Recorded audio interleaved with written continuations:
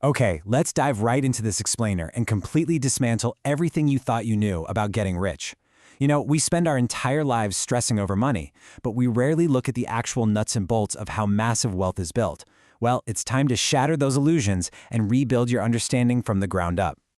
To really wrap our heads around the massive scale of wealth we're talking about, just think about the number 117. If you try to picture what one single $1 billion looks like, Jeff Bezos has a net worth 117 times that. We aren't just talking about being comfortable here. We're talking about numbers that literally defy standard human logic.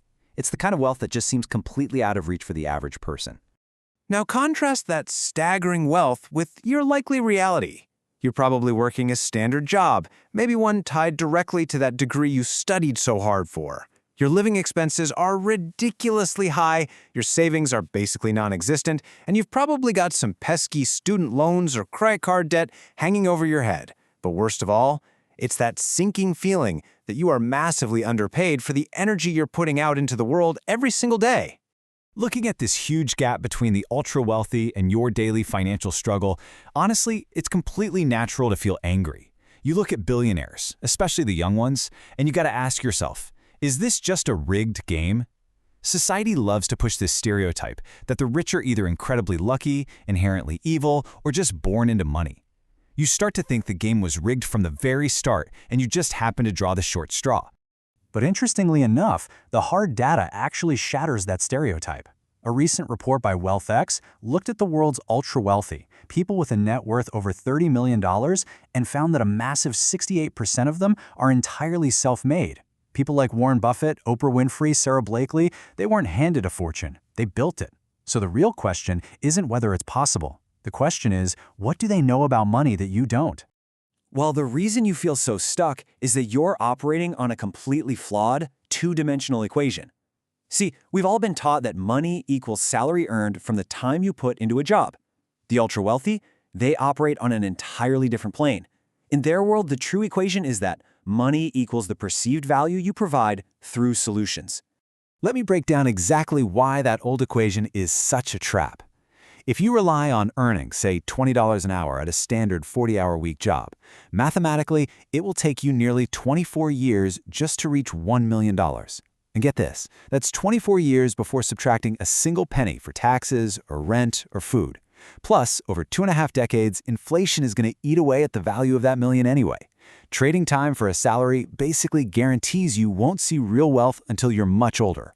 So the absolute crux of this whole thing is understanding perceived value. You see, society pays you in proportion to the value perceived by the market, which is just people, right? Consumers, friends, neighbors. It's not about how hard you physically work. A cleaner exhausting themselves all day gets paid way less than an accountant sitting comfortably at a desk. Why? Because the cleaner is easily replaced. The accountant, who saves clients thousands on taxes, is highly difficult to replace. High demand plus low replaceability equals high perceived value. And this brings us to the most vital mindset shift you're ever going to make. If you want to increase your perceived value and generate real wealth, you have to completely stop chasing money. I know, it sounds a bit backwards, but chasing money directly is the fastest way to stay poor. Instead, you need to start hunting for problems. If you solve a $1 million problem, you'll make millions. Solve a $1 billion problem like Jeff Bezos did by totally removing the massive inconvenience of traditional shopping, and you make billions. So how do we actually do this? Well, there's a definitive step-by-step roadmap to wealth. It goes like this. Step 1, listen to the market and find a problem. Step 2, build a solution. Step 3, scale it infinitely. Step 4, automate or outsource the daily operations. And finally, Step 5, cash in or just let it run. I want to pause on Step 3 for a second because it is absolutely vital. Scale. You have to ensure your solution reaches a massive amount of people.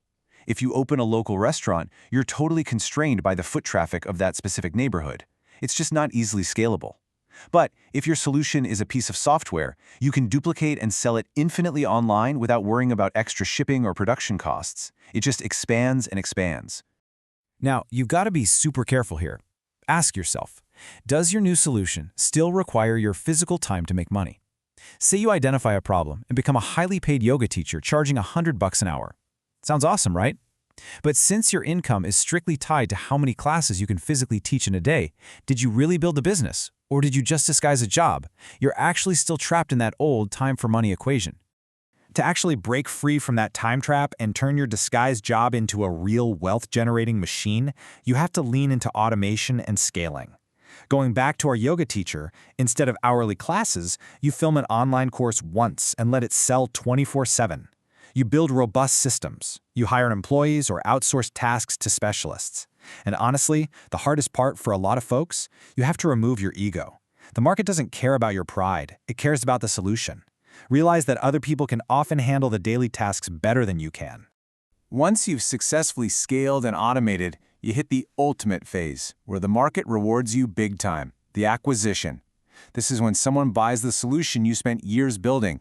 Think about Instagram getting scooped up by Facebook for a staggering $1 billion, or PayPal being sold to eBay for $1.5 billion, a deal that netted a young Elon Musk $165 million.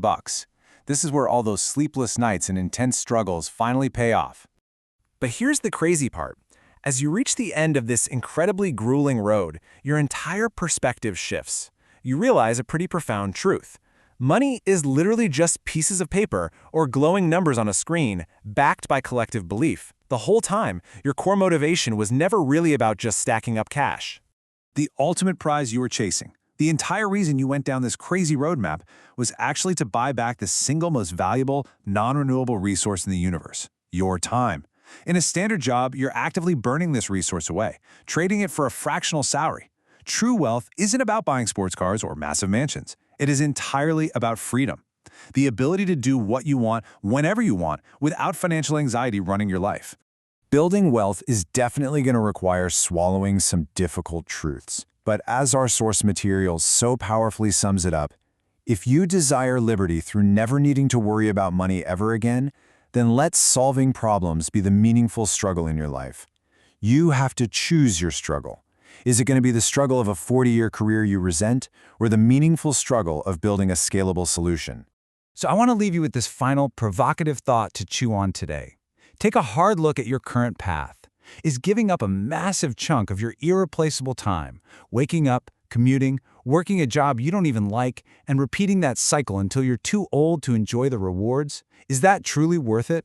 Are you finally ready to stop chasing money, change your equation, and start hunting for the problems that will buy back your freedom?